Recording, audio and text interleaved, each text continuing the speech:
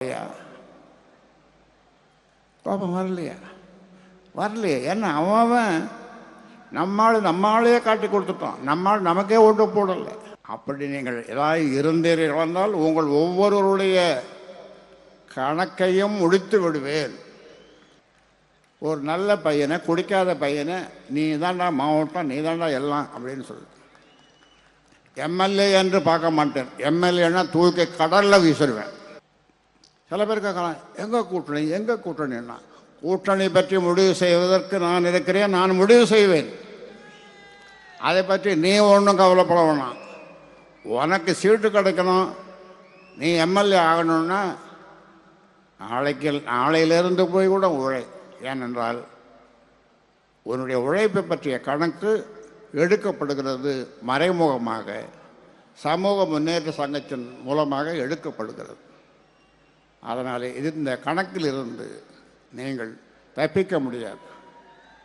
காக்கா பிடிச்சா ஒன்றும் நடக்காது. கா கா கா கத்தலாம்.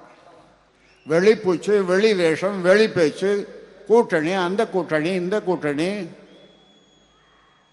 கட்சிக்குள்ளே கூட்டணி, கட்சிக்குள்ளே கூட்டு, இதெல்லாம் நடக்காது தம்பி, நடக்காது கண்ணு. அதனாலே நீ உன்னை திருத்திக்கொள். இல்லை என்று சொன்னால் இன்னும் 4 செல்ஃபோன் வச்சுருக்கிற, இன்னும் 4 வாங்கிக்க, பொழைச்சிக்கோ, ரியல் எஸ்டேட் பண்ணிக்கோ. ஆனால் நீ இந்த கட்சியில் பொறுப்பில் இருக்கவே முடியாது. அது யாராக இருந்தாலும் சொல்லுகிறேன். அதனாலே தனியாக நின்ற யானை சின்னத்தில் 4 எம்எல்ஏ, இப்போ கூட்டணியில் இருந்து 5 எம்எல்ஏ. ஒருத்தன் பக்கத்து வீட்டுக்காரன், நம்ம கட்சிக்காரன், இன்னொரு கட்சிக்காரனை நிற்கிறவனை காலை வாடுறான், தோக்கடிக்கிறான். இது நடக்காது. இனிமே உங்களுடைய நாட்கள்